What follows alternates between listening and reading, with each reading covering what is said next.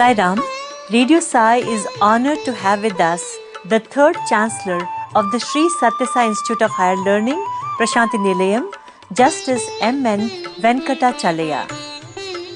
Justice M.N. Venkatachaliah comes to this important role after Bhagwan Sri Sathya Sai Baba, the revered founder Chancellor of the Sai University, and Justice P.N. Bhagavati, our second Chancellor.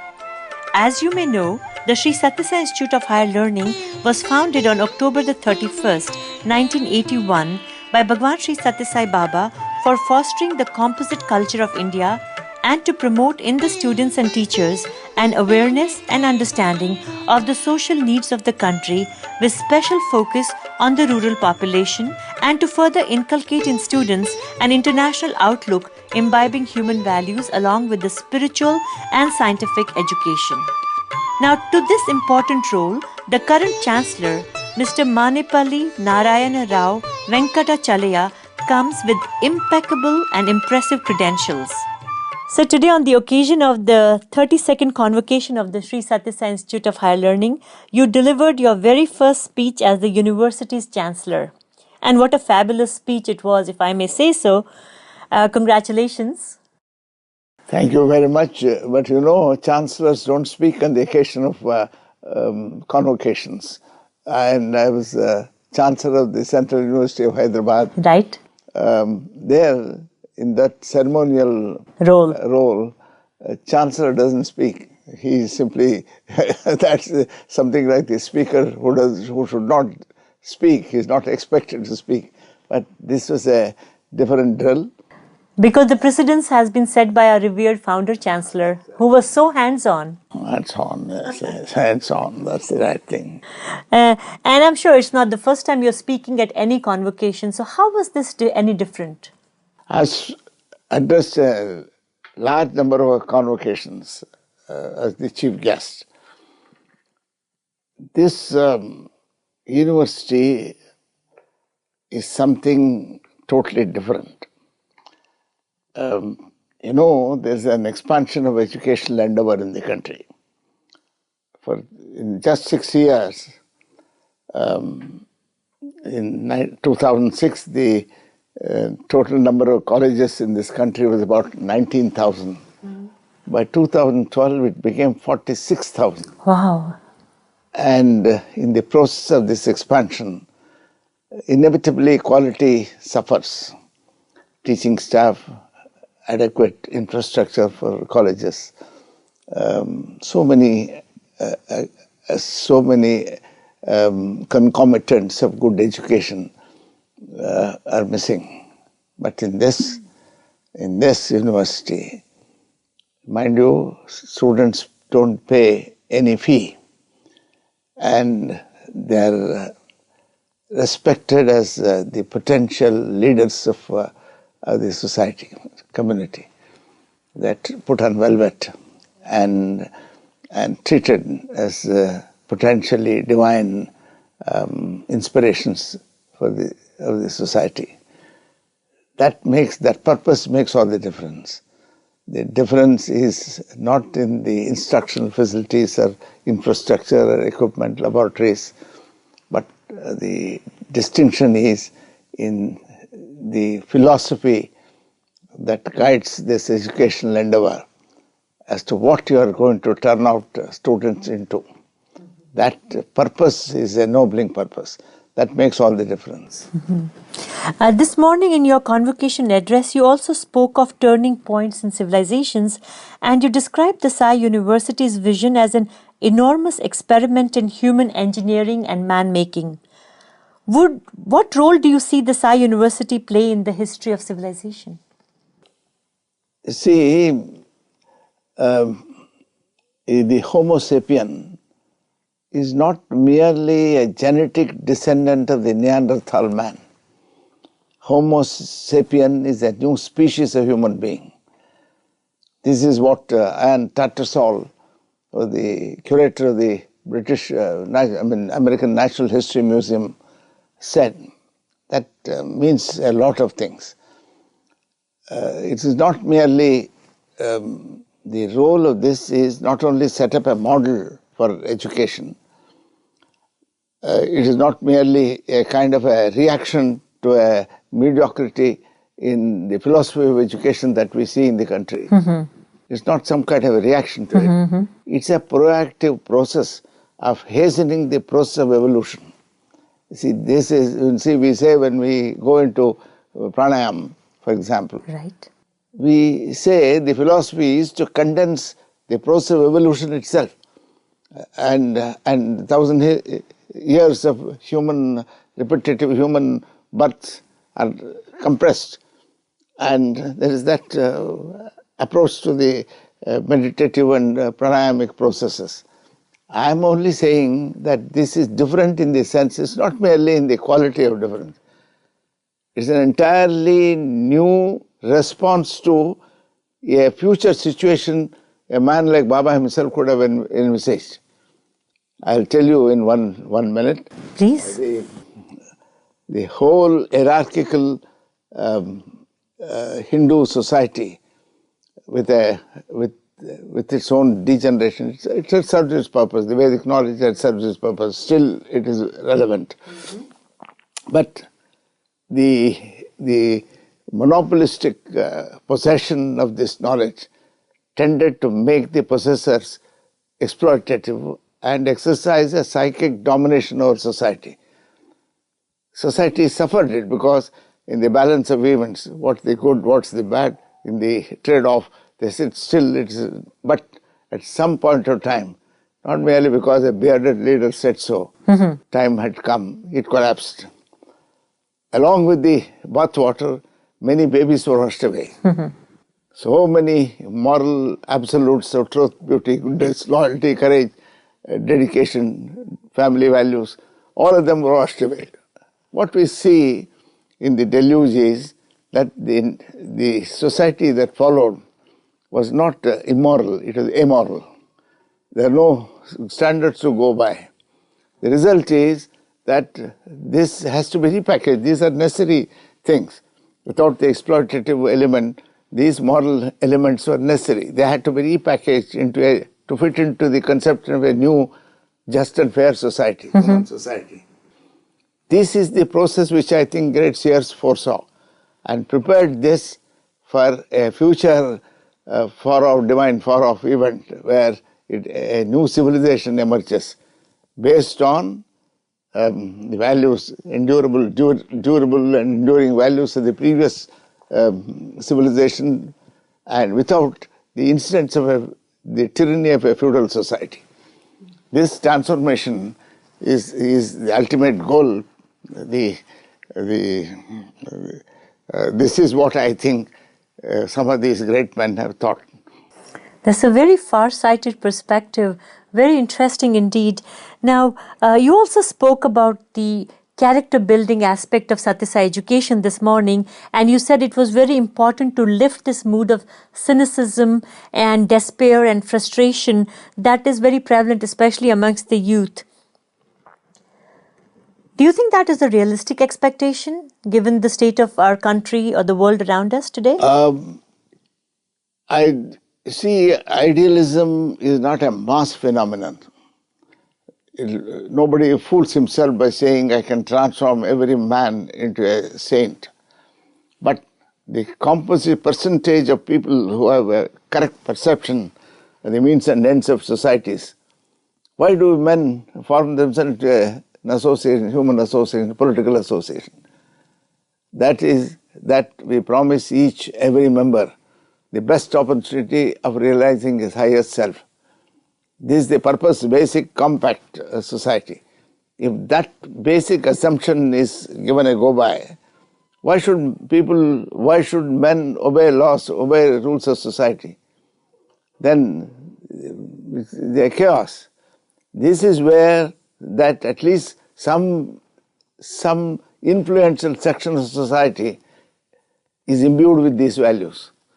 Not that Baba's or anybody's teachings would transform every individual into a saint. That is a too naive thing to say. But those who have come under the spell of this great force and influence, for example, Ramakrishna Paramahamsa, Vivekananda, they saw the future And what are the types of things that we must put in place to see that the water doesn't overflow the bounds. This is how one should look at it. Sir, I must say your optimism is very heartening. After spending so many years in public life, and as you just said, how many lousy years did you spend in Delhi? It's very nice to hear that from you. You also, this morning in your convocation address, you referred to our teachers as acharyas. You see, I'll tell you, the purpose, my conception of a teacher in Kalidasa, in the Malavika Agnimitra, he defines what is a good teacher.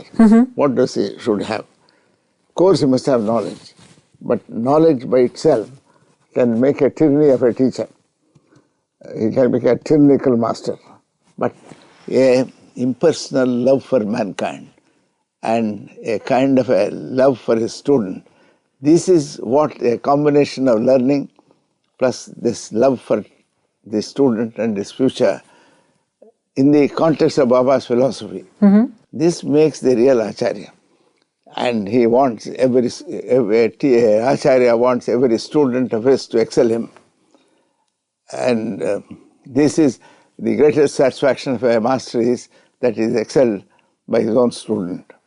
This feeling, when I talk to teachers, they are really imbued by Baba's grace. They think they are the special recipients of his grace, and that they should impart it to their students. And as you said, it's about the nobility of the purpose. Yes. They are here not because it's employment. They're here because they believe in the mission. Yeah, the mission, yes. Yes, absolutely. Put it rightly. Yeah. Now, you're an eminent citizen of India and also the third Chancellor of the Sri Sathya Sai University, Sri Sathya Sai Institute of Higher Learning. What would you tell your peers outside about this university? See, it's an indescribable moral order. It is a fresh breeze in the philosophy of education. Why would any saint spend money, put up an institution, give free education? Why? Everybody uses education as a means of business. Today it's a big business. Edupreneurship. Entrepreneurship in education. Yes.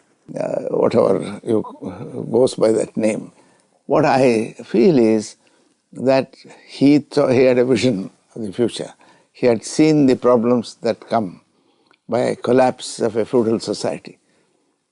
And that in China this happened. They called it the Cultural Revolution.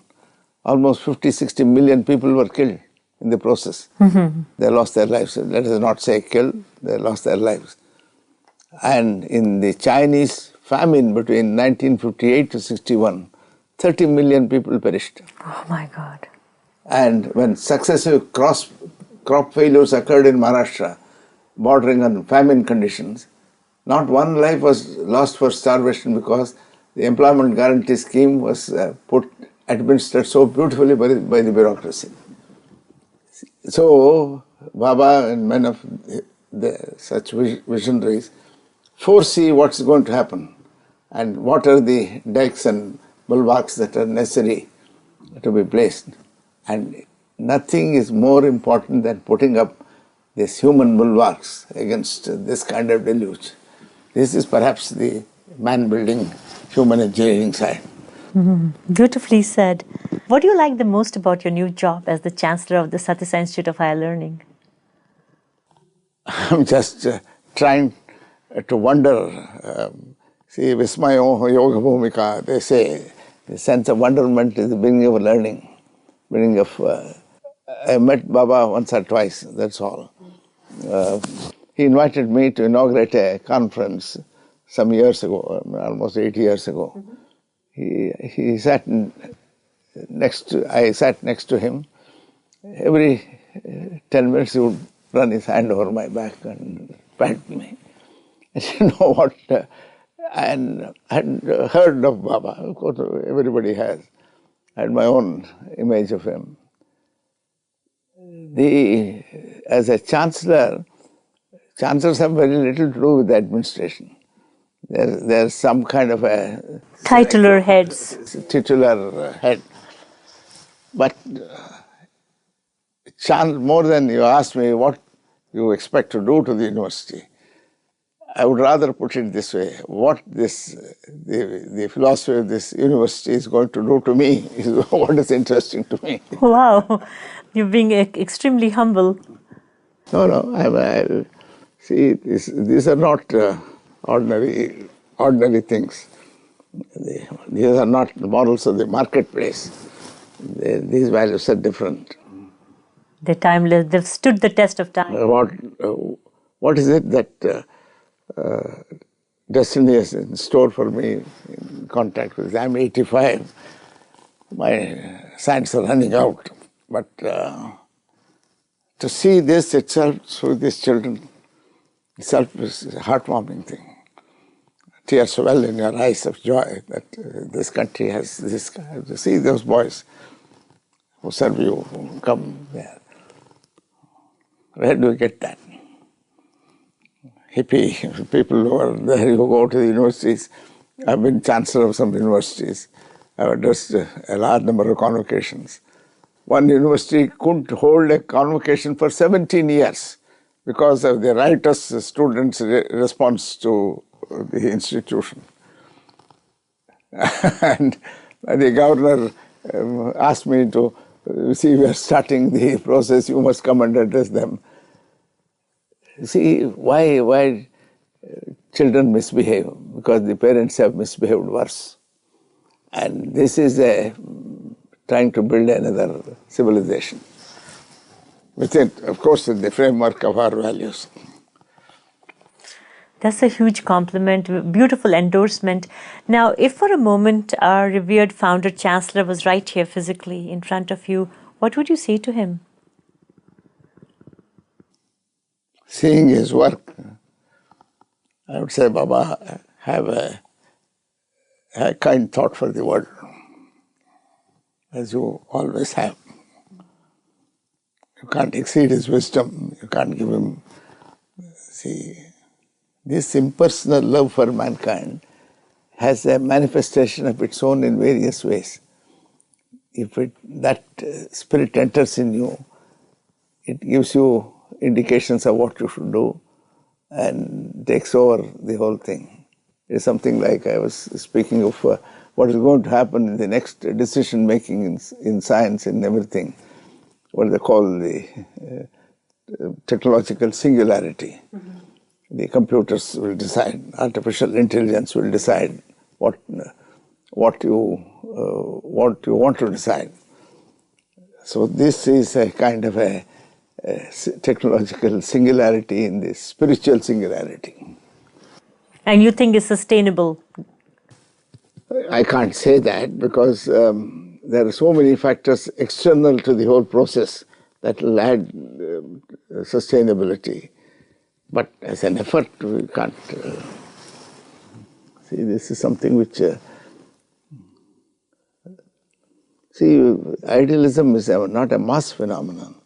You can't have the whole country could be potentially ideal. The need to make them ideal would not arise at all. So that's why they say this creation is niruktancha, aniruktancha, nilayancha, anilayanta, satyancha, anrutancha, satyamitya chakshase. It's a combination of various things. You can't. This is to watch this experiment itself is a serious meditation. See why people want to do this. Very, very beautifully said. Oh, thank you. Indeed. Sir, as the Chancellor, what is your message for the students of the Sathya Sai Institute of Higher Learning as well as the alumni of the university, which is reasonably strong? You are all blessed. Keep that blessing dear to your heart and strive to preserve it in your heart, in the most recesses of your heart, as the greatest value that you have acquired in this world. That's all that I can say. Beautiful message to be cherished. I'm sure you heard our chief guest, Mr. Sam Pitroda, speak very highly of a colleague of his who's an alumnus of the Sai University. Oh yes, that is one just instance of what we are discussing about. This is one demonstration of what we are discussing about. And there are many such stars all over. So your final thought? I see you. And my colleague behind me, Vinod, and my colleague in the recording studio, we're all alumni of the Sai University, sir. And very honored to serve our alma mater and the mission that gave us our education. Now, so what are your final thoughts? Do you listen to Radio Sai, sir? Do you ever listen to Radio Sai? No. Oh, you must. I came to know its existence today. So today is the first day when you're going to start listening to Radio Sai, because you'll remain connected with Prashanthi Nilayam. And in fact, the entire program, when you spoke, it was being webcasted live all over the world while you were speaking. Oh my goodness, I didn't know that I was under such surveillance. You were being widely watched, sir. I look at the world a little differently from young people like you. You have a different take on it. I've seen the seamy side. I've seen the kind of suffering people go through. I'm as chairman of the National Human Rights Commission. I had occasion to examine the most embarrassing tyrannical behavior of those in authority or those their own brothers and sisters in the country. Why do people do that is a question which often comes up to mind. Mm-hmm. Why am I so cruel? Merely because then it dawned on me that power is something which exaggerates every weakness in man. Possession of power, economic power, physical power, exaggerates every weakness in man. And this Sai solution is the only thing that can make power ennoble, liberated from that degenerating influence. That's a fantastic perspective, beautiful insight. Thank you so much. Really appreciate it. This is such stimulating conversation. Thank you very much. Appreciate your time deeply. You've been very kind. Thank you. And you must come back and have a longer chat with us next time. I know you have to be in the mandir about now. Oh, yes. No, 4:30. I'm all right. Thank you. Grateful. Did you want to add anything else, sir? No, thank you very much. You have been most gracious. I don't want to add that. Thank you. Sai Ram, sir. Sai Ram.